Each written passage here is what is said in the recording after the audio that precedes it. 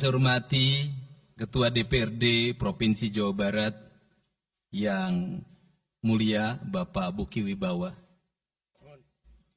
para wakil ketua Bapak Iwan Suryawan, ini tokoh politisi yang begitu kalem saat ada interupsi.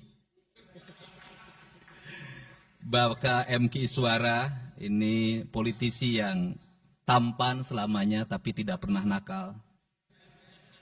Dan tokoh spektakuler kita yang sangat populer di antara politisi DPRD Provinsi Jawa Barat, Bapak Ono Surono. Saya sudah tahu Pak Ono kontrak-kontrak medianya sudah banyak nanti ke depan.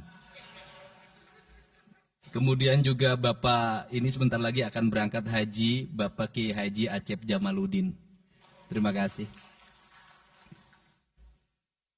Seluruh anggota DPRD Provinsi Jawa Barat, para ketua fraksi, para ketua komisi, dan saya mengucapkan terima kasih atas berbagai otokritik yang dilakukan, baik secara langsung maupun lewat media, baik media massa maupun media elektronik.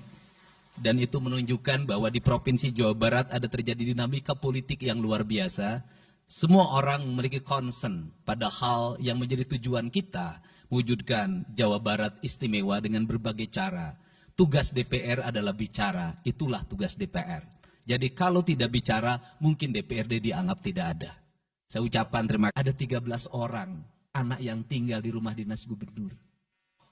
Pada saat yang lain orang tuanya datang menjemputnya, dia menangis. Tak ada satupun orang tuanya yang datang. Seorang menjadi anak yang terbuang.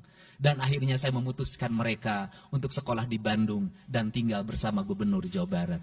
Ini cara kita menyelesaikan. Saya ucapkan terima kasih pada semuanya. Semoga kebahagiaan menyertai kita semua. Dan saya yakin setelah kegiatan ini kita akan walk out secara bersama-sama. Wallahu muwaffiq ila aqwamit thoriq. Assalamualaikum warahmatullahi wabarakatuh.